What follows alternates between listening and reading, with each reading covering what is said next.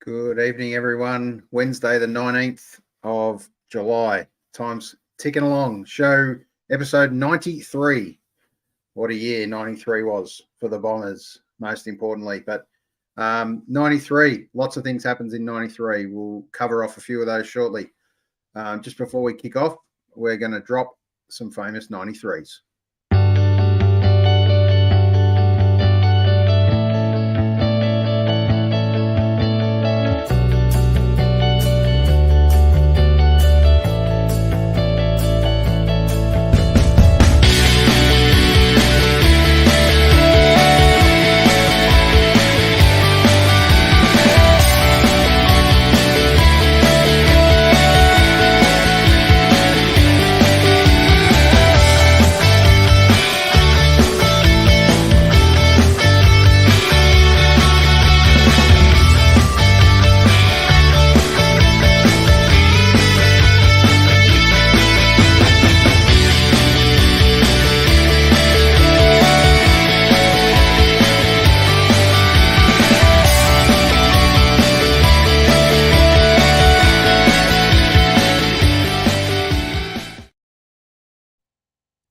Superstars in amongst that match lot, and 1993.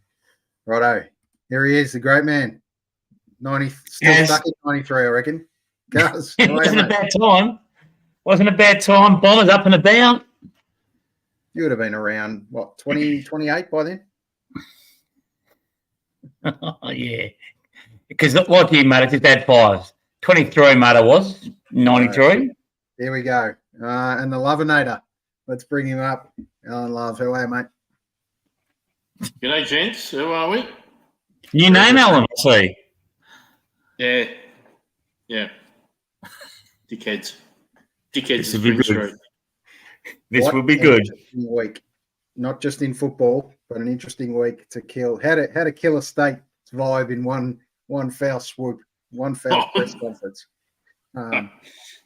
And what's even funnier? What's even funnier? Some of the Muppets are trying to defend the whole thing. It's just hilarious. Anyway, I'm not into that tonight. We're into what you're about to talk about. I think as a bit of heartbreak and happiness. It is. So we've titled this episode "Heartbreak to Heroes" in this case, but heroes obviously bring happiness, not heartbreak. Cuz is which camp are you in, Cuz? Heroes or? I've got a couple of heartbreakers early, mate. Yep. You broke a couple. Ours was a heartbreaker from way back. Back in 1959 when he was coercing those Year 12 girls, or what is it, Form 6 back then? Coercing. I like to use the word coercing. Yeah, well, I wouldn't under that context. No, I'm pretty sure I didn't leave too many broken hearts in my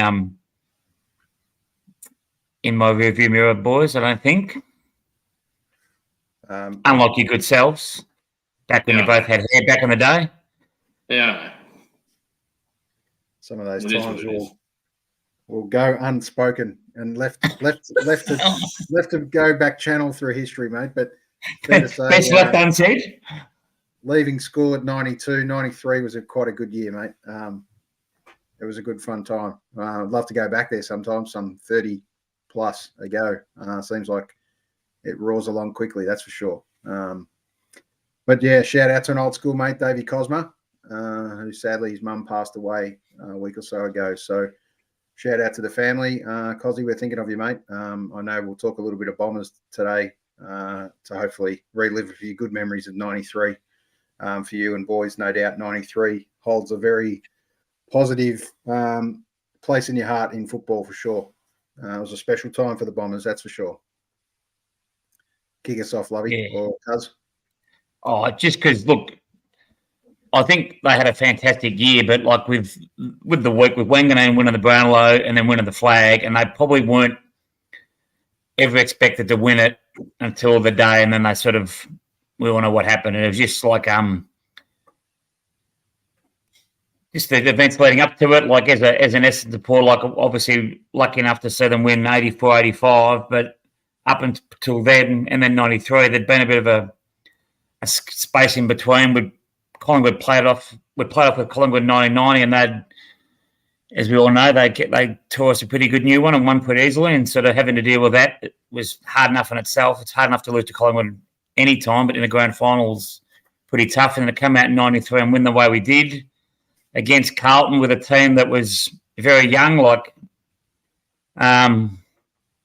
it was great. Yeah, it was great. Righto, Lovey. Remind me of some of these baby Bombers, mate. 1993. How old are we talking? Some of these boys, baby Bombers, obviously gives you the term that these boys were quite young. Don't look as young in the photo, some of these boys, but give me a couple of young baby Bombers that were around then. So it's really interesting. This particular year at Essendon, so many of them are only like 6 months or a year older than me. I was 17 at the time this grand final was played. Dustin Fletcher was 18. I think Joe Mercedes just turned 19. I think Mark McCurry was only 19. Ricky O was 20 years of old. Cal Thorpe was 18, 19 years old that year. You look at some of these guys in this photo. James Hurd, 22, I think he was by then, but he was still considered a baby Bomber. And you don't really see a blend of this sort of premiership team anymore. You kind of, most of your premiership teams have got a lot of early 20s to probably late 20s. This team, I think the oldest was probably almost Peter Somerville or something like that. I can't remember. It would have been Bomber Thompson probably. He was only 31, I think, at the time. So it's a really young team, and I don't think there's been one replicated like that since, and I don't think one will be, just because of the way the system goes now. It's kind of interesting. I distinctly remember watching the grand final. I'll go to a different story. I'll go to my Heartbreak to Heroes as part of this later on. But I remember watching the grand final. I thought, shit, these guys are only 6 months to a year older than me. I reckon, it's my second year of under 18s the following year. If I knuckled down, I might be able to have a crack at this. But, no.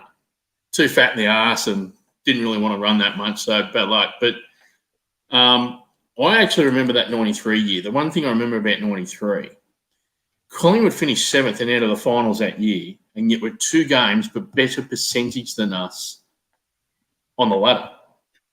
It was such a tight season. We finished on top of the ladder, I think, with 14 wins or 15 wins out of 20 games. I mean, it sounds like it's still a really good ratio, but, mate, if we lost to Geelong by another 4 goals, we would have ended up finishing 3rd instead of 1st and would have played an elimination final against West Coast out at Waverley. And that year, North Melbourne got pants by West Coast in that elimination final. So we were just kind of lucky the way a lot of that season went. But I think, like I said, I don't think there's going to be another season repeated like it. Now, Cuz, given that you're close to the coach's age at the time, Kevin Sheedy, tell us a little bit about how good that time was, mate. Oh, mate, it was just fantastic. Like, as Lovey said, obviously been a little bit older, but as Lovey said, I was playing footy as well, and when you're watching blokes play in the elite level competition, and you're playing okay footy yourself, you tend to think, yeah, well, geez, I can still do this, but you realise this what it takes to get to that next level. But yeah, look, they were such a young side, and as Lovely said, we probably won't see its side get formed in that same way again. They had a good mix with a couple of older heads, and when we say older heads, like in Harvey and Thompson, they weren't that old; they were early 30s tops. But everything they did came off in that last sort of 6 to 7 weeks of the year, and it was huge. It's great. Hey, Cuz, and I know we're going to jump on a whole bunch of topics in this sec, but my favourite moment of that year, yes, the grand final was brilliant. My favourite moment of that year was watching the number 32 come back out round 7 versus St Kilda, and just he kicked 20 odd goals that year, Timmy, after round 7 or 8 as a small forward. I mean, the guy could still play. I remember at some stage in the year ended up being on Wayne Carey at one moment for a quarter as a centre half back, and I think that he almost felt like saying, "No, I'm done." But mate, seeing him go back out again, that was just amazing. He was my duffel coat. He was my absolutely. That's how I want to play footy. That was so good. That was so good seeing him come back out of retirement at that point. And the thing about Tim Watson, a lot of people don't realise that when he retired at the end of that year, he was only 31. Yeah. Like he wasn't 33, 34 and whatever. Like he came back and had an impact. I think he had a bigger impact in the prelim against Adelaide into the grand final, but he still had some moments in the grand final. But he retired at age 31, which he probably could have played maybe another year, whatever. But yeah, that was amazing. Watching him come back. Find me a more consistent, better midfielder of the 80s than Timmy across the whole decade. It's pretty good. And look, hand on heart, we're a bit biased, but he was magical. Yep. And I still believe 86 when he did his knee and the blokes got injured, and that's part of footy injuries, but we would have been pretty close to going and winning another one if they'd have all stayed on the park. Nothing like living in the past, cuz. What happened Exactly. after mate, I do a fair bit of it now. Yeah, going back to the 80s. We're in the 90s now, mate. We're up to show 93, so the 80s have well and truly pushed us by. But look, do you think the Baby Bombers achieved everything they could have achieved, or were they one of those ones that overachieved early and then fell off? What's your thoughts, boys? On we always talk about the Baby Bombers as a great side, but yeah, there's been obviously teams in the future that won triples and 3 premierships within a few years. So it's interesting. Yeah, it's interesting. I go on with Kevin Sheedy. I think Kevin Sheedy outlined that whole decade from 93 to 03 one time. And he said 93, they won it too early. They were priming themselves for probably the second half of the 90s, I think.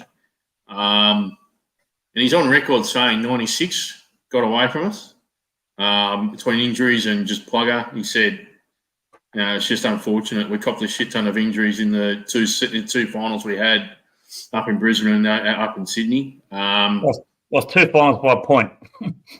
Then he said 99 was absolutely the gut wrencher. 01 he thought, and then 01 he said, yeah, look, Brisbane were on a tear that year. They were coming hard, and just on the day Essendon didn't manage the grand final that well. Brisbane were a better team. He still thinks that 2002 was the one that also got away from Essendon a bit. We finished 5th. He felt like he probably didn't manage the change in the roster that well, or in their team list, because of the salary cap issues they had at the end of 01. So it sounds like he feels like they've probably left 2 or 3 on the table still. I don't know. I don't. As a supporter of Barrack, I don't subscribe to that. You're either good enough or you're not. And 99 and 96 were absolutely gut wrenching, but the shit happens. It's just how it works. Yeah, look, like anything, it just makes those dynasties of the teams that have been able to do 2 and 3. When you look back in later years and see how unbelievable they really are when you see a side that wins one and then doesn't seem to win the next ones. It's so much harder. Well, I mean, Try being a Collingwood supporter since 1958. I mean, we laugh every time they've finished runners-up since that year. Yeah. I think it's something like 19 runner-ups or something, or 20 times they've stuffed up a grand final. It's funny, but, you know. The question is there a Collingwood supporter out there right now that doesn't think they got the trophy already? So they're a pretty cocky bunch at the moment. The Pies. I honestly hope they keep going with it and then Port Adelaide actually win it. That'd be funny. I just think, and as much as there's nothing wrong with good form, and they've been consistent with their form, let's be honest, but I tend to like the theory that you need to lose one before the finals. No. And I mean that, or maybe not need to lose one, but the way they've been, like this come from behind or coming out of winning out of impossible scenarios, the ledge is going to fall against them eventually, I think. Don't muck around with your form. You go out and you win every week. If it means you win 16 on the trot and you get to a grand final, then you're good enough to win it. If you're going to start thinking, it was okay to win that, okay to lose that, then the mentality across the team would change. And I've been there and done that twice before with teams where we went on a run and then straight sets. Absolute straight sets, and it was just terrible. And we lost a game, last home and away game for a final series, and blokes were down. We just couldn't get up, and you've seen it at all levels. So I don't subscribe to that. I get it. I understand the theory, but I think if you're sports mad and you want to win, then you just go out and win. Yeah. I agree with that, but I don't think in the AFL now we'll see teams winning 15, 16 games in a row anymore. Geelong did last year. Yeah. You don't have to look back too far, cuz. And who knows? The Pies might get through unscathed. Who knows? Or untouched. I think they'll drop one at least. Let's not if the mighty Bombers smash them in round 24 and we end up getting the top 4 spot off you pricks. Yeah, that'd be fantastic. All right, I want to cover off this conversation before we start moving into the heroes of our day. I just want to throw up a timely topic, the big wild card. I know it's a big Americanism, but very interested in your thoughts, boys. By your reaction, it's a snore fest, and you don't want it to happen. Just give me a quick. You know what? We've got bigger go, Cuz. Go, Cuz. I've got to calm down. Look, I understand the idea of doing the concept and to make it all this big thing, but you're basically rewarding a side that's going to get a chance to play finals when for whatever reason they weren't good enough to play finals in the first place. Yep. So that's probably my biggest issue with it. Yeah, and secondly, and I know this is a bigger sort of topic, change a little bit, but our draw is not fair. So until we find a way where everybody plays everybody twice or whatever, stop mucking around with the draw. Just leave it alone. Yep. No, it's never going to happen. Yeah. I'm with Cuz. Yeah, I'm with Cuz on the whole. This wildcard thing's a heap of shit. If you're seventh and you miss out by 0.5% or 1% from the sixth spot, you're on a hot into nothing having to play against a team in 10th spot. Yes, you might get the home. You might be playing at home that week. That 10th spot, free hit. I'm going hard. Why not?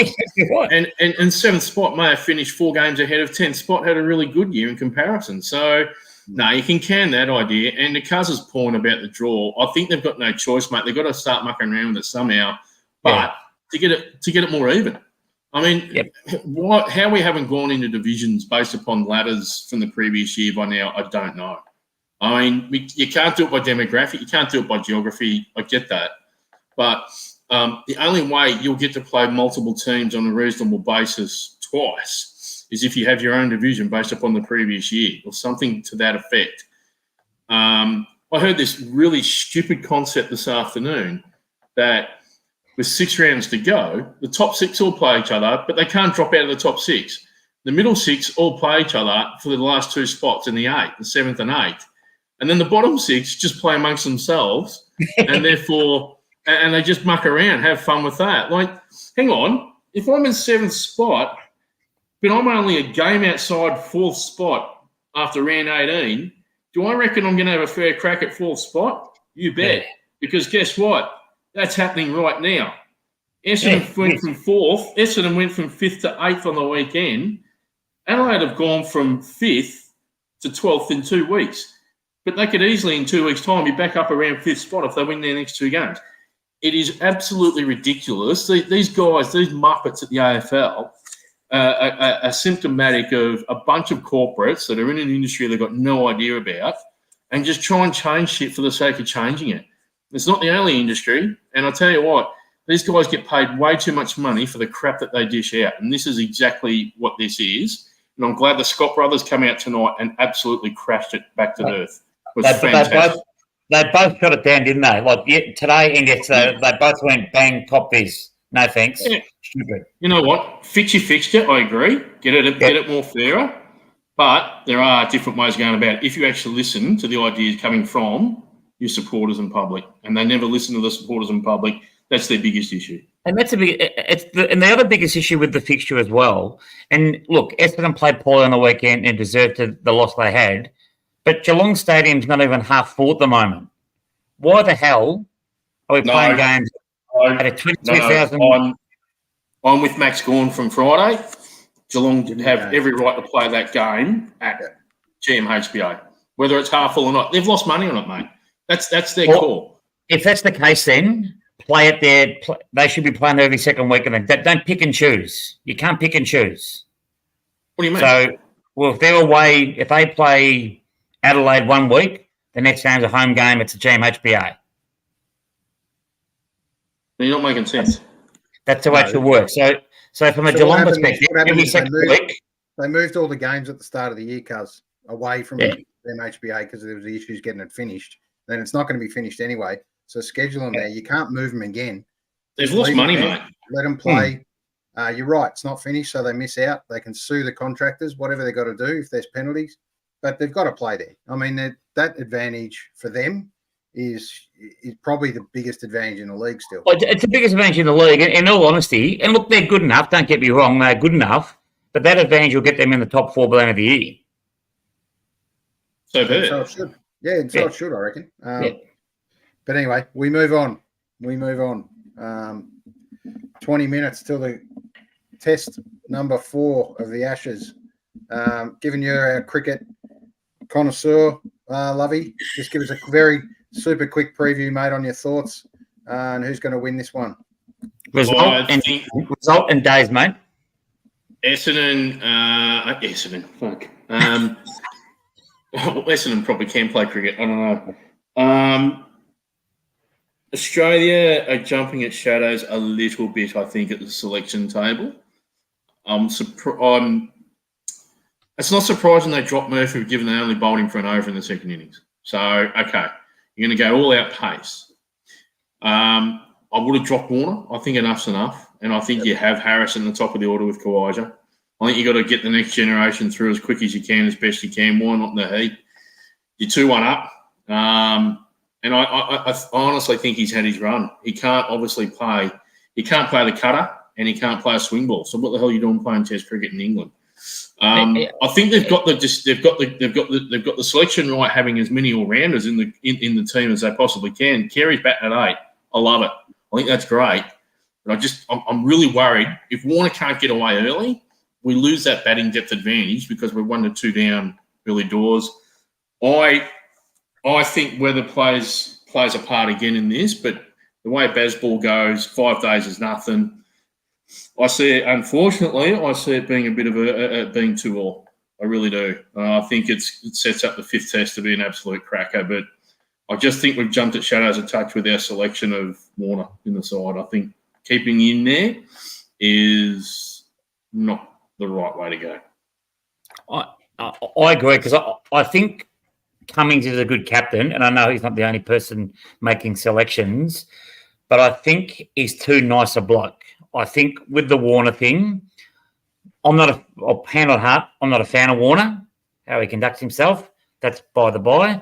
But I think he has had his chances on this tour, and I think it's time to get rid of him now. And I think if we go to 2-2, I reckon it could go the other way and end up being 3-2, and it could cost us the series.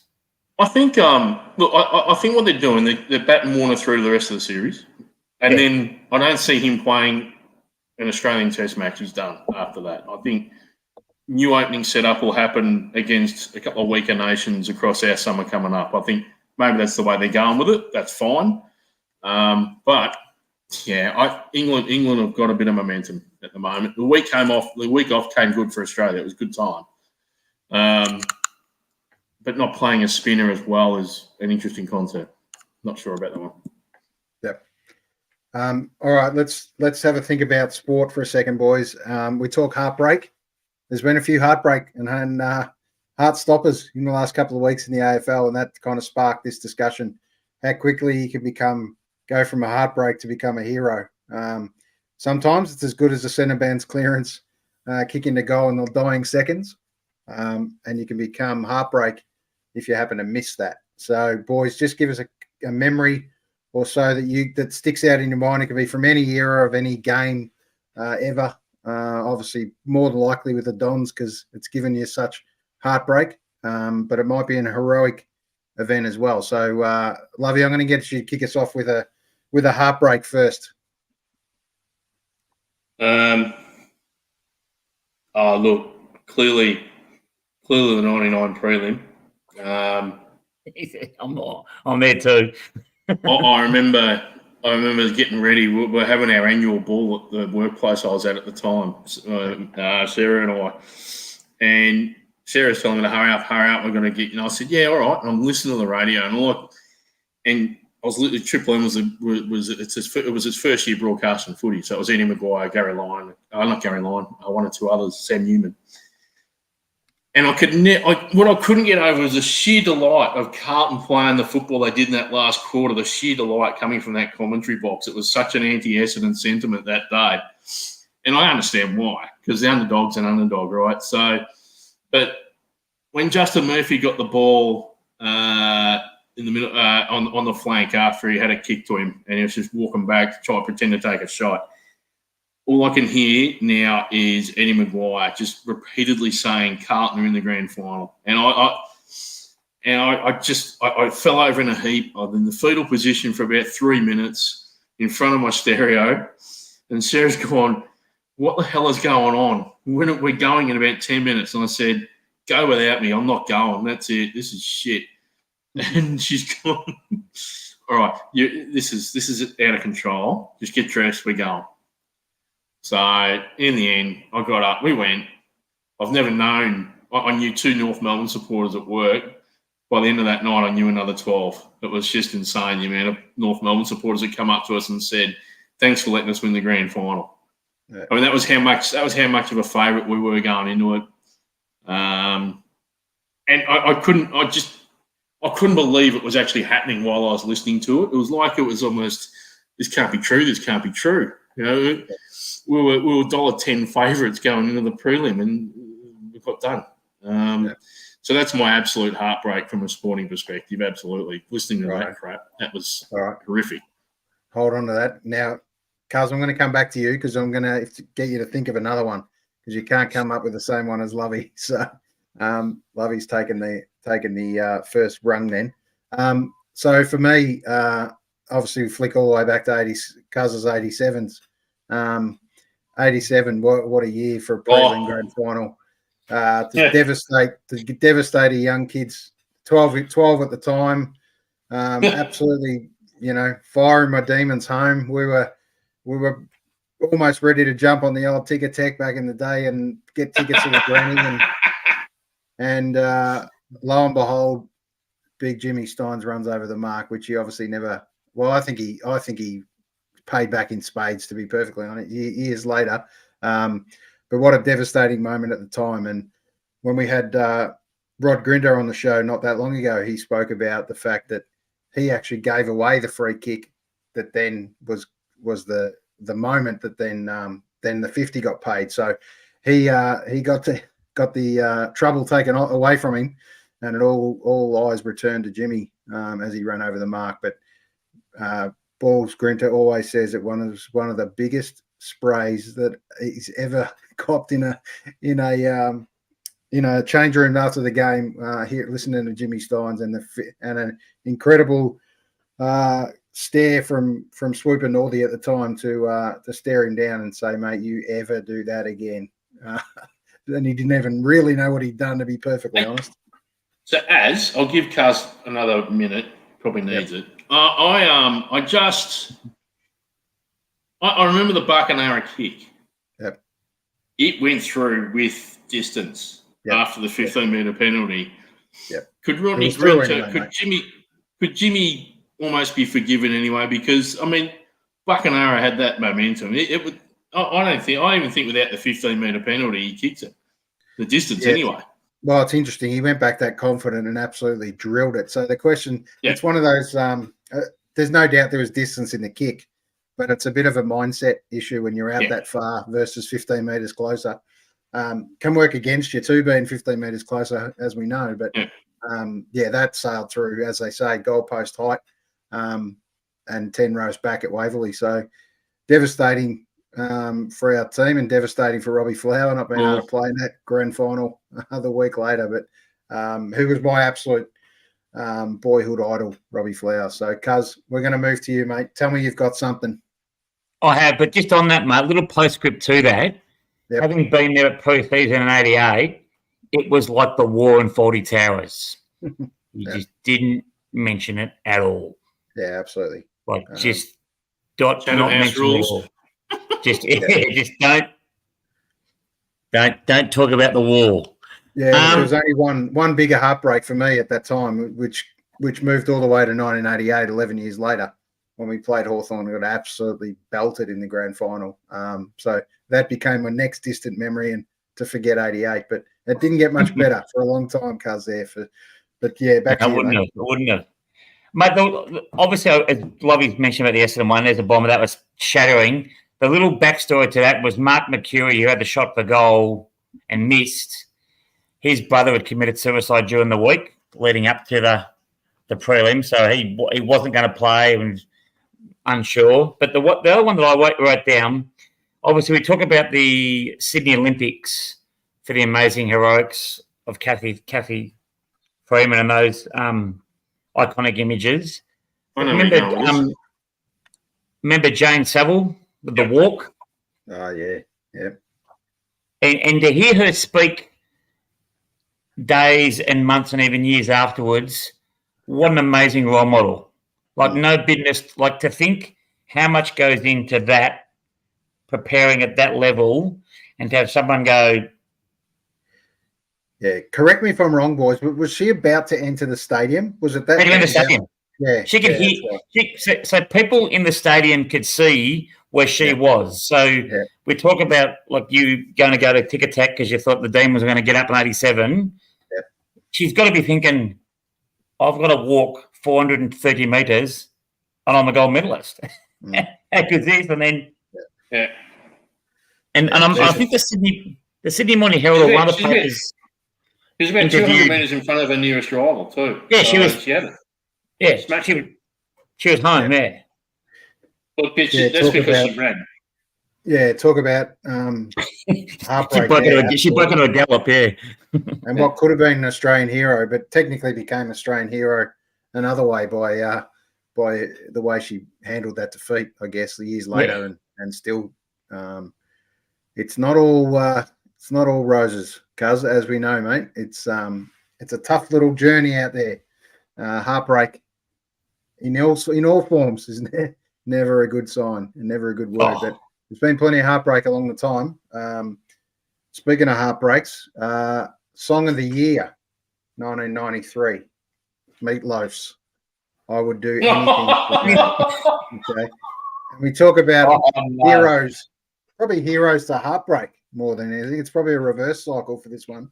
One of my mates, Az and Lovey, he's on a very good mate of mine on marriage number 2 now and very happy, whatever. But his first wife, when they split up, he said, "You know what? I don't hate you, but if you fucking ever play that song by Meatloaf ever again, I tell you, that's enough for me. That'd be enough to say we're done, we're over." She played it She played it religiously. That Still one of the Meatloaf song. couple of the That Meatloaf greatest song- songs of all time, mate. That Meatloaf song is why I'm thankful grunge really smashed globally at the same time. Thank fuck for grunge. That's all I can say. I'll tell you one thing with the old Meat is he had an unbelievable range, and what a performer back in the early days. The old Meat. Is that what you're going with? Correct. It's like the cock, old Joe Cocker. Unbelievable talent, The incredible Cocker. range, and only people will remember from the end of their careers, pretty much like Elvis. But some of the stuff he did early was just phenomenal. And when you think all the money that was spent on production for film clips and Paradise by the Dashboard Lights, one of the absolute greats. Cuz, you would have slayed a few back in the day out on the yard in the Astra. Eh? But anyway, we move on. Played a few back in the day. Hello to all our lady audience members out there too, by the way. I wasn't referring to any ladies. In fact, I was referring to how many hot dogs you probably took on at the footy. Exactly right. Many a footy game. So, yeah, let's move on quickly. Heartbreaks. There's some heartbreaks for us for sure. Heroes. Give me your old hero as a kid. Cuz, you're allowed. I'll give you two. We'll go around. Give me one first, and then we'll go around again. Sporting or other, doesn't matter. As funny as it was, like obviously Essendon supporter and loved the Bombers. Growing up and being involved in Melbourne a fair bit, Robbie Flower was an icon to me because my mum loved the Demons, and just the way he went about it in a side that was, as you would know, you and Lovey both know, as they struggled, and he was just a beacon of light for that team. And obviously every time we had a junior footy clinic in the area, the Melbourne players would come and he would come, and he was just a nice bloke too. And so he was a real hero for me growing up. Righto, hold that. Come back around. Righto, Lovey. Okay, yours, mate. Give me a hero. Alan Border. Yeah, Alan absolutely. Alan Border. Yeah, tell me why AB for you, mate. Left-handed captain. He's angry. He epitomised the Australian spirit, and I just loved watching him play cricket and just sticking it back to really good English and West Indian attacks in the day. He was the bloke that stood up for us all. Did some really shitty 4X ads, but you kind of forgive him for that with Tomo. But growing up as a kid, it was A, B or nothing, and it was do it his way or go the highway. And you know, I just loved how he went about his sport and his cricket and life. Yeah, had an incredible amount of confidence when he looked like he walked out there. No matter what position we were in, we'd been rolled over first early, and he came in and it just looked like and being a left-hander always chains it up early. So yeah, great to see AB. Great memory. Yeah. As a young kid, I had the Alan Border T-shirt, mate, and I guaranteed every time I played front yard, backyard cricket, on went the World Series Alan Border special. I used to draw the text to moustache and backyard cricket just to epitomise him. It was fantastic. It's become a little bit more boony for you over the years, mate. But Alan Border, idiot. Don't you start. How good were those shirts? My nan, God bless her, Dad's mum, she went and bought me one day, and obviously I wasn't there, and she goes, I bought you one of those cricket T-shirts, Glenn. I thought, oh, Nan, fantastic. I'm thinking it's going to be Chappell or Lilly. Now, he did lead our country, so you've got to give him credit for that. Who do you reckon was on the T-shirt, boys? Who did you get? Don't tell me. Yeah. Don't tell me how to John Howard someone. T-shirt. Eh? No, it was an Australian cricket team, or not team, but player who captained our country. If you're going to Western Australian, Maxi. Kim Hughes. Yeah, nice. I said, Nan, why'd you pick that one? She goes, oh, he looks a bit like you, Glenn. I went, oh, really? Really? That's what you're going with, Nan? Was your hair that curly, was it? Oh, I don't think it was. Get them up, Az. Get up the get. Yes, beautiful. Put them on. Definitely Put them on. Definitely one of my heroes, cuz came from this era, mate. 1993. You can't. You couldn't get more. A bigger moment for me in 93, just leaving school or secondary school. 93 was incredible. I absolutely adored basketball, as you do. Magic Johnson and the Lakers were huge for me, but Michael Jordan was one of those players that if you didn't like the Bulls or like Jordan, you thought he was arrogant and all those kind of things. But what an absolute icon of the game. What an absolute hero. The 23 still lives on, obviously, today in many places, that's for sure. Unbelievable, the Bulls era, and still is. You think of the word icon and you look at someone like Michael Jordan and you speak to Lovey's got teenage boys. I've got teenage boys who still speak about Jordan in that rarefied air of he's there. He's just iconic. And we often say people or sports people are iconic, but he was iconic. Yeah. All right, crossing back to Lovey.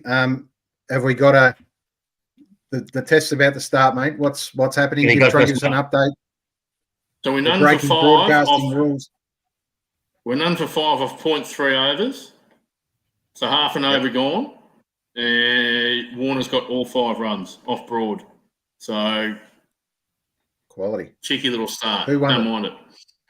Who won the toss? I think England did, actually. Put us in? Yep. Okay. Yes, in. Give us a pitch report. What can you see on the screen there, mate? Looks nice and beige, actually. It doesn't look too green. It's not green. Not a green top. Looks all right.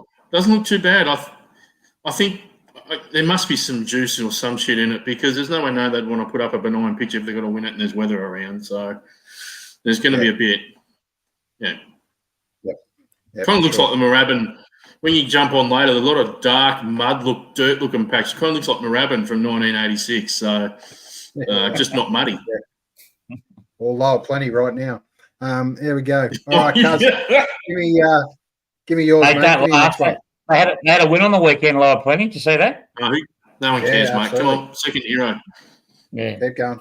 Give me another hero, mate. Similar to you, Lovey, as a young kid growing up, this guy was a tennis player and an absolute star. I thought he was a star. And he perceived to me everything that was Australian. With his big moustache. John Newcombe, he's just a legend. And it just came across a really good bloke too. You are 60. Beauty, Newcombe. 53, but thank you for asking. Thank you for clarifying. You are 60. Thank you. I think you look a bit more like John Newcombe, actually, if you grew the mo. Cuz? I'll take that one. Just a Ranger version. Yeah. Yeah. I mean, surely you can see a bit of Johnny Newcombe here, mate. Surely. There we go. Get them all up. Get them all out of your system, mate. Get them all out of your system. Get them off early. So when we last did a show a couple of weeks ago, Lovey, a friend of mine, Andrea, just came on the background. I was watching it, and I spoke to her earlier tonight, and she said, "Cuz, where'd they get all those photos of you with your hair?" And I said, "Oh God, God only knows." And here we go. Keep going. There's more. There's bound to be more. But wait, there's more. Yeah, absolutely. There's more. There's more where that came from. They say, cuz. Beautiful. There's plenty of those. So, definitely modern day heroes for me. Or not. Yeah, I'm going to go with the modern day hero for me. That's Kobe Bryant. No, I'm staying in the basketball phase. Kobe Bryant. I think I was with you, cuz maybe even the day after Kobe passed away. And, yeah, we were. I think you remember. I was a bit rattled. You were. Yeah, you were. Kobe passed away. It was kind of hit me pretty hard actually. Obviously never knew Kobe or anything like that, but it's one of those absolute sports idols. You think just talk about cut short in your prime, and not he was definitely at the end of his career, but he had so much to give. Like every sports star that does, and so much influence on other kids and stuff. But yeah, he was enormous at the time. And I got this. I didn't get this done purposely, but it was a tribute picture that got done. And it's just an incredible drawing that we had. We had one of the boys on that drew that actually with pencil, believe it or not. I dead set thought that was just a print. So, No, so it's actually a pencil drawing. So if Yeah. you go back to one of our early podcasts, Yep. you can check that out. But yeah, Kobe, incredible. I mean, you look for me like Jordan and Ali, Kobe, he sits in that realm for me. And I know, well, Lovey, give us another one, mate. You must have one more for us. I'm probably going to indulge a little bit. I'll be really quick, however. Chili Slater does a lot for me, has so over a lot of years. But Greg Norman, probably just for the way he upsets the establishment. Was number one for 300 plus weeks. Only Tiger Woods has been number one for longer. Gets beaten down, gets back up each and every time. Like he says in his slogan, "Attack life." I think that's kind of the way you got to go, and that's why he's been so successful. He's had some stupid things like his wines and stuff, but overall, he's been awesome. And even the way he's taken on the PGA with Live Golf, yep, he's got a lot of criticism and probably some of it warranted. But to actually stir up the apple cart, and for the modern golfers like Rory and that initially had a crack at him, yet guess what? Now they're going to get more prize money and they're going to join up anyway. So I think Greg Norman is a visionary in his own sport, his own field, and I think that golf has always been better for it. And my biggest hero was my old man, and it's 4 years tomorrow. So getting the beer ready, and I'm going to just sit back a little bit tomorrow and reflect a little and remember again why he's probably the most important man that's ever been in my life and will continue to be so. So there you go. That's my one. Nice work, that's fantastic, mate. We'll be thinking of you tomorrow. And think happy stuff. It's He'd be very proud of you, mate. He'd be very proud of you. Yeah, great. Yeah, well, he's only human. He was. Not too proud, but very proud, yeah. We'll go with very proud. We won't go over the top with proudness. How's that? All right, let's. They were obviously pretty much been mostly sporting loves for us as we talk about sport a lot here. But give us one of your music heroes. Cuz, kick us off. Any era.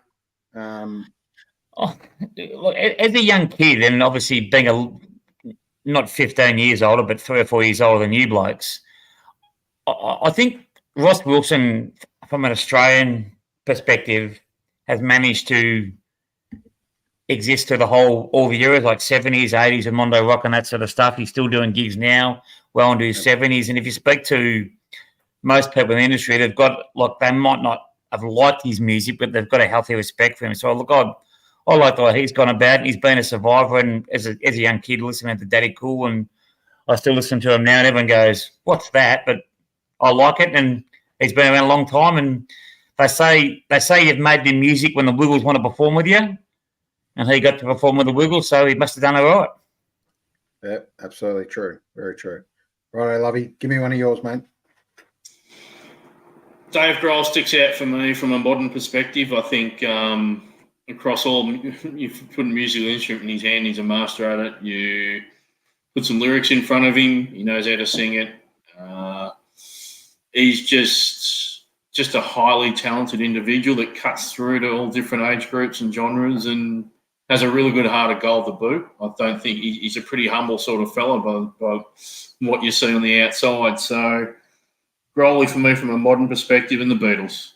For me, the Beatles they set up music for the modern eras. Even to the point where people believe a song like Helter Skelter was probably the first heavy metal type of sound because of the different riffs and everything they put through that song. They've been credited pretty much with using Helter Skelter as another way of new music coming through, and then the likes of the Clash and all the rest of it took advantage of that and really kicked it off. And they're my heroes. If I want to go spectrum of, from the 60s, I suppose, through to now, they'd be it for me. Yeah, good calls. And mate, I'll second that one with another print. It seems like here's one I prepared earlier. It's the great Dave Grohl. there on stage as well. So once again, a hand-drawn, believe it or not, pencil sketch from the guy we had on the show, Keegan Hall, who's based in the States. So doing some great work, mate. Just real quickly on Dave Grohl, mate. I remember his work on Queens of the Stone Age, that album he did with the Queens of the Stone Age. And then you go, I do everyone a favour, look up their live concerts as much as you can when they were on tour for that album. And Dave Grohl toured with them on the drums. Yep. If you've never see a more passionate, more into his craft type of work than what Dave was on the drums on that tour. It was unreal. Yeah, nice. Touch on a couple of other things from 1993. One of Berkey's absolute loves, Steely Dan, rejoined in 93. They could do with a bit more hair. Yeah, after breaking up in 81, I think it is, and coming back together in 93. So incredible. Nice. And one of Cuz's close relations, Screech from Saved by the Bell, mate.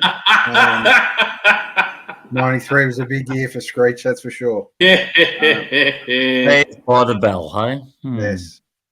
Album of the year. Not that one. Janet. But same person. Incredible effort. Janet. Self-titled? For sure. This was it. Great cover, curly hair.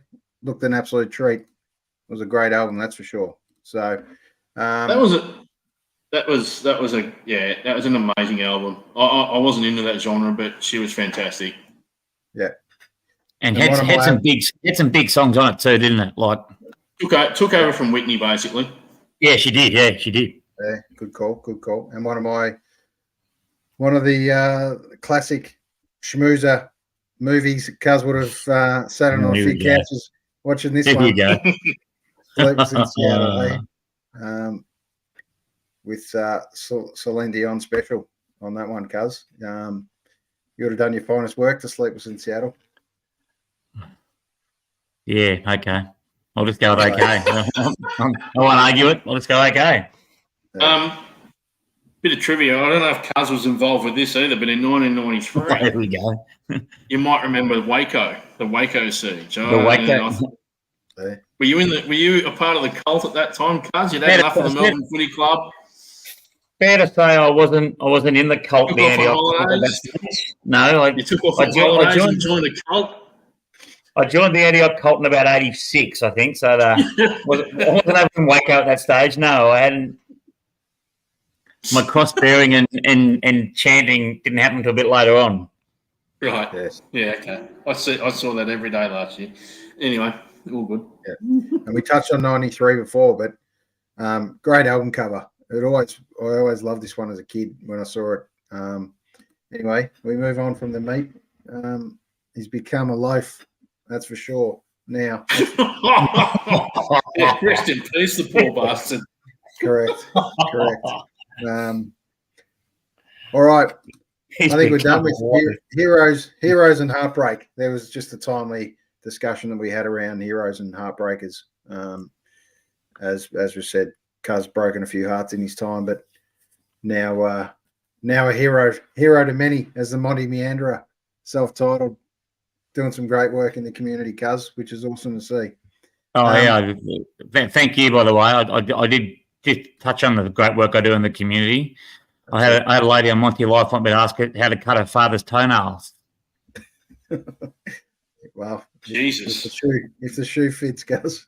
Oh, the shoe, the cap, the glove. Yeah. Righto, boys. We're going to very, very quickly zip through round whatever we're up to. What are we up to? 19, I think. 19, 18? 19. Friday night special. Bombers, Bulldogs. Any doubt, Bombers? Bombers by 5. Points or goals? Goals or more. Oh, very We'll confident. make a statement. Very confident. If we're going to, we could potentially seal our spot in the 8 with a win here, because we've got the Swans, North and West Coast in the following weeks. That gets us to 13 wins with 2 games to go against GWS away and then Collingwood. I'm not as confident as Cuz, but I do believe on paper, if we are serious, I actually think we get over the line by about 2.5 goals. Yeah, right. We're going to go with the spirit of 93 on the show and hope that the Bombers can get it done. Thanks, mate. We do. Well, I'm going to back you boys, and let's try and bring home the 5 goals for Cuz and not make it too close. Hopefully they're not junk time goals. But righto, we move on. We're all with the Bombers. And we move to Super Saturday. There's a heap of games on Saturday. Richmond versus Hawthorn, 145 special. Tigers, here they are. A date with destiny, I'm calling it, for the Tigers. It's up to them now. It's theirs to lose this one. I think the Hawks are going to roll them, though. There you go. So I'm tipping the upset early. Hawks by 12 points. What's your thoughts? Cuz, go first. I'll give the Hawks a chance because the Tigers are coming back from WA. I know they had a win. Yep. But come back from WA. So I give the Hawks a small chance. Couple of goals. Righto. Lovey? Hawks by 4 points. I think I actually think this is the game. Richmond just have been an inconsistent lot this year. They've had a good little run. How Dustin Martin doesn't get a week when another tackle on the same weekend gets 3 weeks is fucking, sorry about the language, but it's beyond me. How does that even work? How does that even work? Anyway, I mean, we could debate that. We could debate that for an hour. Dane Rampy gets 2 weeks what he did, and Dusty doesn't even, it's ridiculous. Well, Dane Rampy got let off. Dane Rampy got off, so that's okay, as he should. I think the Hawks by 4 points and pretty much put Richmond season away. All right. Another close one we're tipping. All right, Carlton, West Coast. Once again, in their hands, in their destiny, Carlton. If they're the real deal, like they think they are, and no one else seems to, but they think they're in for a shot. I reckon Eagles are due to win one, remember? Here's the question. Eagles on the road. It's not this one. Yeah, you wouldn't think it's this one, but not being a massive footy tip man, I dare say I'd be back in the pack anyway because I tip the Demons probably far too often. But I'm going to tip the West Coast in a thriller, by a point. After the throw again. Yep. That's a big call. Just enough to sink. Big call. It's just enough to sink the Blues. And if you're a betting man, which we're not, paying $15 the Eagles just quietly. So who knows? Gambling responsibly. Oh, no. What's your tip, Cuz? I think Carlton will get it done, but just to hear them all turn on Voss again would be amazing if they got beaten there. Yep. Carlton will be in the 8 by the end of Saturday afternoon. So I think Carlton by 10 plus, 10 goals plus. Right. Carlton will win by 126 points. An easy 21 goals. You reckon, really mate? Shit to say. I feel like I've literally got poo in my mouth when I say that because I know hate you don't like it, mate. You're not a big fan, are you? But your brain says this is just one that they'll win. Yeah, interesting enough, just looking at the percentage, they got probably the second best percentage outside the 8, Carlton too. So them to pull another 20-goal win could be I'll chuck another 8%. Yeah. I'll chuck another 8% on there. Yep. And that'll be enough to get them to probably 6 as a percentage. And then obviously they'll get up there in a win. So who knows? They could be well and truly they'll sit just on the 8 by the look of it. I hope not. Well, if not, though, I think they can get up a bit higher, to be honest. So time will tell. All right, let's keep rolling with Brisbane and the Cats in a close one. Up at the Gabba, 4:35 special. I think Brisbane 5 goals. Okay. And I'm saying that because they've got to make a statement after what happened against your mob. Great win by your mob, but they need to really just stop the rod a bit. Oh, look, unlucky, I would say, Brisbane. To be perfectly honest, we stole that in the end. Yes, we did play a great last quarter, but it could have either gone either way. So that just goes to show momentum is really hard to stop mid-quarter these days. I'm interested in watching the games a little bit closer now, seeing how teams can arrest momentum mid-quarter. Obviously, holding the ball, most importantly, controlling a bit of tempo is a secret, but it didn't seem to happen against Melbourne and Brisbane. They just went absolutely shootout the whole time, right? So, it's going to be an interesting one, but I reckon the Cats get them by a couple of goals, and they should up there if the Cats are going to make a statement where they're sitting at 5th at the moment, and need to keep in touch with that top 4 if they can. The 2 games out. Before I give my tip, Kawaja just out 1 for 15. Kawaja out for 3. He reviewed it. It hit 2/3 of the way up middle stump. Dickhead. I've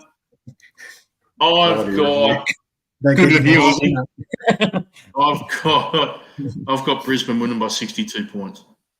62. Statement. Big statement. I think they've got to make a big statement. I know Geelong need to get in. They want to get to that top 4 thing, but I think Brisbane need to make a statement. Well, Geelong have been. Look back at their games. Geelong have beaten up the teams either around or below them.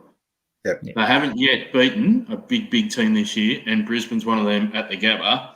Brisbane will towel them. 62 points for me. And Dunkley's back in for Brisbane too, which is a big in. Yeah. All right. Beautiful. Let's move along. Dockers. God. The Shockers and the Swans. Over there in WA, can the Swannies get it done? And it's 14th, 15th here, boys. It's we're scraping the barrel. Who would have thought, being in the final or grand final last year, and Fremantle were definitely on their way up, or supposedly. So it's a bit of reality sets in for these 2 teams, I think, this week. What's your thoughts, Lovey? I know Sydney's probably the most disappointing team of the year now, for sure. But the Dockers definitely have to be considered that too. They jumped up with a bullet last year, and I honestly thought they were going to be top 4 this year. They should be. They should be absolutely filthy on their season. So, having said that, I do think that they should get over the Swans at home. I think this is one of those games where whoever's a home team would win. So, for me, they get up by 3 goals. Snooze? Yeah, look, I think the same. Can they both mathematically still make it, supposedly? I think, yes. Yeah, but I still think absolutely. But as you said, Lovely, I know the injuries have been a factor for the Swans, but shit, the Dockers, and I know you said it with good facts too. Disappointing year for them. They would have to have a lot of soul searching over the next 3 to 6 months coming in the next season as to where the hell to go wrong. Well, I don't think they've been coached well enough this year. Is he a bit one-dimensional at times? Do you think? Oh, not even that. I don't think he gets the team up for a lot of games, and I think that a lot of the negative tactics, particularly earlier in the year, just didn't suit the way they played. I don't know why he went negative, but whether he was concerned that he didn't have a very large forward line, I don't know. Why they let Lob go as easily as they did, it's got me buggered. I know Lob's not the greatest of footballers, but he's good from a structural perspective. You have someone to kick to. So they haven't had that. They haven't had that at all. And I think that that's been their downfall. It's been the way they've been coached and their strategies on game days most weeks. Yeah, Freo for me, I don't reckon Swans are a chance, to be honest. Yep. But who knows?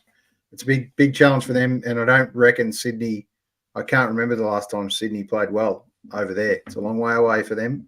They don't seem to get it done. So let's see. But I reckon Freo by 10 goals. They give them a good whacking. But let's see. Anything can happen in this game, as we know. You only need to be a little bit off. Yep. Port Adelaide versus Collingwood. This will be a cracker. The question is, will it be a cracker? I think it should be. Everyone thinks it will be. Port Adelaide, 7:40, Saturday night special. Do we know what the weather's doing? Yeah. And is my check back yet? There goes the cat. Is that the cat, mate? Yep, dickhead. Shit ass. Whack. What's your thoughts, Guz? Weather's good. I think Port easy. 5 goals. Righto. Oh. Lovey? Why? Why that, cuz? I think they're a better side. Big margin. In the dry? That much better than Collingwood, honestly? That's a big statement. It's going to be 13. It's going to be 13 and pissing down. Oh, is it? Oh, in fact, well, that'll help the Pies then. But I still think Port will win. All right. I think last week's massive loss to Carlton will do them no good, and I think that they've got to be very careful of not having a secondary letdown immediately to that. And the worst possible team they could be facing for that would be Collingwood right now. So I'm very careful, and it's interesting. There was some commentary around Ken Hinkley again. Why haven't they signed him on? And then some people are saying, well, let's just now wait for their next month. They've just been pumped. Maybe that's why they want to wait till the end of the year. Let's just see how all this pans out. But they're still going to be top 3 regardless over the next month. So I don't think that's an issue. I do think mentally they want to get back on top of this pretty quick. Worst possible team to do it against. So for me, I've got Collingwood winning this by about 2.5 goals. I just think they're structured perfectly. They're predictable to themselves. They know exactly what they're going to do if the ball either hits the deck or if it stays in the air. Have Port Adelaide got the courage to tag Dacos and deliberately take a play off the ground themselves in doing so? I don't think that's in Ken Hinkley's mantra. I think every player is an attacking footballer. So it's going to be interesting to see how Port Adelaide go about it. I think Collingwood is just going to be the little bit more disciplined team on the night and should get up. Right. Here's my assessment. Trailing minute or final minute of the game. Oh, no. You love this, don't you? You love this. Port Adelaide up by a point. Minute to go. Dacos gets the ball from Who's the he kick it boundary. to? From the boundary. He makes a rash call and tries to centre it instead of going for goal on the boundary line. And it gets punched through for a point for a draw, for a season-defining draw that could split up their points on the ladder. And you never know, it could let Port back in and Brisbane back in. So there you go. There's my quick assessment. Close game. It's going to be a wet one, as we're predicting, or we think. If it's not a wet one, I think Collingwood will win by 3 or 4. So let's see. I like the fact that you think Dacos would be stupid enough to do something so horrific. Yeah. I think it'll come down to someone finally chasing him and actually putting a seed of doubt in his mind. And instead of going the banana and being a unselfish player, tries to centre the ball, but not centred where you should centre it, 20 out, 20. He goes pretty much to the goal line and gets punched through. So there you go. That's how it'll finish for me. But let's review that. I'll be nothing like it, guaranteed, next week. But we'll see how he went. We'll remember. All right, we go to Sunday morning, or 1:10 afternoon, early afternoon. Giants Suns. Giants on a massive 5-6 game winning streak. I think they are now. So they're flying. And Suns, Lovey, you've followed the Suns closely for a little while now, and Stewie Jew's been gone, then safe, then gone, then safe. Sadly, he's had the noose to his head, neck to probably the last 3 years, I reckon, looking behind himself, sadly. Hasn't been allowed to really do his thing, in my opinion. And it looks like I'm not really sure where he's going to end up, assistant coach somewhere, maybe, hopefully. He's already with the Australian cricket team. Yeah, the Australian cricket team at the moment. Doing some work great, there. fantastic. probably having a couple of beers there, I'd suggest. He's given that 52 cans a threat from Booney from many years ago. Yeah, he might be there with Lehman. Gold Coast, I don't know what to make of him, honestly. I think I've heard rumours it's actually potentially Kenny Hinkley and Hardwick going to the Port. I don't know. There's all sorts of stupid rumours, and Chris Scott's another rumour that's going to go up the Gold Coast, and Hardwick goes to the Cats, and all sorts of stupid stuff. So I don't know. I think regardless, I've said this before, and I'll say it again. Gold Coast is just an absolute shithole for sporting clubs, and I really don't think you should be trying to keep pushing the barrow up this hill. You've got to get this. I think whoever's coaching the Gold Coast Suns over the next 2 or 3 years before Tasmania comes in, get them in there, caretaker type mode, and then I'd set it up with Rewalt, Hardwick and Co. Bring the licence away from Gold Coast straight down to Tasmania in 2028 and get those guys that have been there and done that and know how to run a football club to actually do it and do it properly at a proper franchise. Gold Coast is just... You're going to give Gold Coast the Kyber, mate? They should. They're still training, mate. They're still training at a separate facility and they still have portables. Like, it's just a disgrace. And I feel sorry for any player that's playing at the Suns at the moment. Like, it's just shit house. And they wonder why players want to leave after a year or two. I know they've got a core group, but King's gone by the end of this year. There's no doubt about that. He's done. He's coming back to Victoria. As for that game, GWS, they're on a roll. And I think they'll win by about 65 points. Do they have a sneaky chance to make it, GWS? Yes, I think they do. I think they go out. They come in straight into 8 spot. Who goes out, mate? Saints. Yeah, true. So where the Saints better off than last year, do you think, boys? Saints. Are the Saints in a better position now than they were last year? Rewalt thinks so, even though he's never been there. Yeah.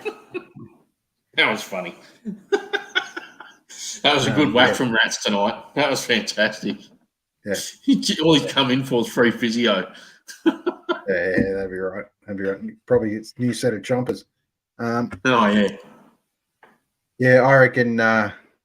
It's done for them. GWS got too much to play for now, so it's their time. They need a percentage booster, and this is the one. This is the game for them. So I reckon Giants by 10 goals. I don't reckon they're going to be too. Toby Green's going to get them up, and they're going to be ruthless on the Gold Coast. Let's see. If it wasn't sunny on the Gold Coast, you just would never go there. It's one of those places for footy. People live on the Gold Coast to hang 10, put on the coconut oil, and make sure they get their 1:32 time. That's it. Yeah. Not there for sport. Yeah. No. In all codes. Yeah. The 3:20 slot Sunday at the G, Melbourne, Adelaide. I'll drop my opinion last, but what's your thoughts, Cuz? Oh, you need to win, mate. So I think you will win, but I don't think you'll win by that much. 3 or 4 goals, I think. Right. Because I still don't think you've got your structure up forward right yet. Yep. Lovey? If Adelaide win this, I'm putting the Adelaide Crows logo on the back of my foot as a tat. Here we go. There's a statement. Come on, you Crows. Hang on a minute. What's this laid out? Dawn? They are putrid in Melbourne. Dawn, they are disgusting in Melbourne. They are hopeless in Melbourne. So you blokes will win by about 48 points. Can we get a Tex Walker head instead? No. Dawn, Petrarca, and leave it. I'm not. Hey, I'm not here to permanently desecrate my body. It's just going to be a small little blotch on my body that I'm happy to sacrifice. Right. The fact is, you blokes will win this and win it comfortably. There's just no two ways about it. Gorn, Petrarca, and Lever. Adelaide literally cannot travel. Yep. Cars, give me that late mail. No chance, surely. Gorn, Petrarca, and Lever just pulled out, mate. They heard that Lovey was getting a tattoo, so they've had a week off. Yeah. Melbourne by 5. Good news for the Melbourne Footy Club. I was at the Meadows today. The Meadows. Asked me what were you doing at the Meadows out there? What were you doing out there? Wednesday afternoon. I was at a Northern Footy League partners gig, given that they're Division 1 sponsors the Meadows. And weirdly enough, out of all the footballers you could possibly come across, when out of a crowd of about 10 people in the entire place, Bailey Fritsch was there. What's the chances, right? Bailey Fritsch and Joel Smith. And Bailey Fritsch had the boot off in the runners. Was very interested to see him doing calf raises and all sorts of things. So who knows about the foot, boys? That's a bit of a late mail for the Melbourne supporters that maybe it's not all so bad, but we'll see. We'll see over time. Now, the question is, what's that going to do to the team in the future when he does come back? Right now, they're playing killer footy for 2 games without him. Obviously, I think he's still in our best 22, but let's see. You don't just walk back into a team these days. And interesting enough, the bloke he'll probably might push out will be Joel Smith, given that he's hanging around with him. So he's probably jumped on his foot a couple of times just to make sure it's not going to get any better. But look, Melbourne, hopefully by 10 goals. That's only a hope for me. That's absolutely no certainty in that for sure. Give us a cricket update, Lovey. You roll one over. Hang on, mate. Do we need to call ours PCA? How's the cat going? Yeah. Idiot thing. 1 for 31. Warner's on 15.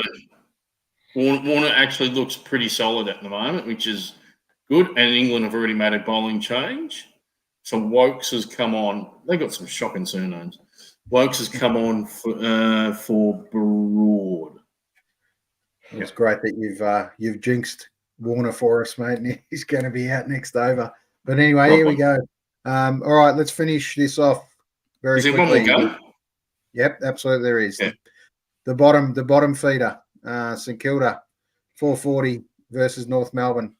North Melbourne, another treacherous, I think you'd say, a couple of weeks with Clarko. What's your thoughts on Clarko, boys? Is this year, does he just call it off, or what's he do? Obviously, he's back around the club. It's an interesting conversation of what's about to happen potentially. The prevailing theory is apparently he'll be coaching at least 2 to 3 before the end of the year, which is fine. But my view is, if you're not quite right, you shouldn't be still at the club. I think you're the senior coach. Yep. You can't be just floating around and creating further confusion, making rats feel like, well, what the fuck's going on for me? Yeah. When are you going to do this thing? How can I concentrate? I think you've just got to make a call. If you're good enough, get back on the board and coach. Yep. Do it now. Yep. If not, then can at the end of the year. Let Rats coach this mob out. You're not going to go anywhere beyond 17th, 18th. So he's doing the right thing. Rats is actually doing a pretty good job. He's playing kids. He's making sure that they're getting games in under their belt. Yep, they're getting pounded. And I think that the AFL probably needs to provide assistance via the draft. I think if ever the team has required it, when you've looked at all the other priority picks given out over the years, Northup deserves at least one as much as anyone. I don't like giving them out just quietly, but when a team hasn't finished outside the bottom 4 for 5 years, something has to give. And I think that the whole panacea of Clarko coming in, it's going to be a slow build. Clarko said that. Now, I think Clarko should just give himself the rest of the year off. Just chill out. You've got the job for 3 years. Just make sure you're absolutely certain and good to go by November when the preseason starts up. Yep. Because your mental health is not something you can just fart around with, as we know. And if he's not quite right, then make sure you are. But don't do it by trying to pressurise yourself getting back into a job that's too soon. If he feels he's right to go and then come back to the club, then your role is you're a senior coach. So be a senior coach. Yep. My thoughts are he shouldn't be there. You're right. Unless he's ready to, within the next 2 weeks, pick up the board again. But I don't know. I've just got a weird feeling that he's there for another reason. And I've just got a bad inkling that he's prepared to wrap it up and not coach at all. But hopefully that's not the case and we don't lose into the game because we want Clarko there. But who knows? He may have decided it's not for him. But I don't know. We'll see what happens. Oh, I'm not too worried if we've lost him to the game. He's got to make sure he's right. And, Sure. I think that if he just cannot continue on, then so be it. I mean, it's not the first. North Melbourne is just a football club. It'll keep going, right? Yep. It's not going to fall over because Clarko decides to call it a day. Sure. I'm with you. I think, and I said it. I wouldn't be surprised if Clarko doesn't coach again about 2 months ago when he first did it, Yep. because no one can comprehend what he's gone through personally with that report and all the rest of it that's happened and occurred, and I imagine that's taken a massive toll. And it's not a water tap. Your mentality is not a water tap. It's not an on and off thing. It's a slow burn both ways. You either get better slowly or you gradually decline. And I just hope he's getting better, but it can't be at the expense. He can't have his mental health at the expense of thinking he's going to go back and do something at a football club. Yep. Just can't be doing that. Yep, absolutely. All right, boys. Cuz, did you give us a tip there? Oh, I think the Saints. It's and with no confidence either, just quietly. Yeah, I've got the Saints by 80 points. Yeah. I got a draw. Your second one of the round, mate. It's going to be the round. Are you sure you're not into like dramatic arts or anything like that? Yeah, like, if you got a degree in the old heartstoppers and thrillers for me, mate. But yeah, has there ever been a round with 2 draws? There's a bit of history for you, cuz. Don't know if there ever has been that I know of. But 2 draws in 1 round. Correct. Yeah. Never heard of it. Yeah. I can think of. Yeah. All right. Just before we finish up, I'm going to fill out your week musically with Nice. a gig 21st, couple of days time, Friday night. Lily Tavern, Carl Kelly, up and coming artist who we hope to get on the show in the next couple of months. Star actually at Lily Tavern, and then Mark Sinton, who also is going to come on the show in the next couple of weeks. With Dave Rogers and Little Fates at the Le Mans. So you have to make a choice of who you're going to go and see because they're both pretty much on at the same time. Boys that were on our show only a few weeks ago, Cold Irons Bound, and Charles Jenkins. This is a freebie at the Union Hotel in Brunswick. That'll be a cracker Saturday afternoon from 5, just before you come home and watch the footy. And then our good friend Laura Davidson is kicking off with Skyhook Skies, and she does a killer job. That'll be at the Brunswick Ballroom. So Bongo Starkey's Skyhooks. So that'll be a cracker as well. So there you go. There's how we fill out the week of music, boys. We're going to have a few good music guests coming on. Yep. And no, Millsy Bailey hasn't had a haircut, although I couldn't really tell because he had a hat on. But he wasn't exactly trying to hide because he's in a big bright white hat, so you couldn't miss him. And good question, Bergie. We didn't get to ask before, but what is the thing that Meatloaf wouldn't do? I reckon he would have been asked that a couple of times, but if anyone would know, Berkey would know. He won't do that. That's for sure. So anyway, I think Berkey shared a room with Meatloaf, and he knows exactly what he wouldn't do. Correct. And just a quick shout out to Berkey, 60th. Who would have thought, eh? 60 for the whole year, Berkey. We're going to bring it on every week. And thank you to every one of the 18 artists that were good enough to come back to me with a happy birthday wish for Berkey. Fantastic to have so much support from all these guys. girls, including Queenie. I think she might have even been the only female that came back to me with a happy birthday for Berkey. So very bloke-centric Berkey's bands. But here we go. That was good fun to be involved in that. So congratulations, Berkey. 60 of the best. All right, boys. Enjoy your week.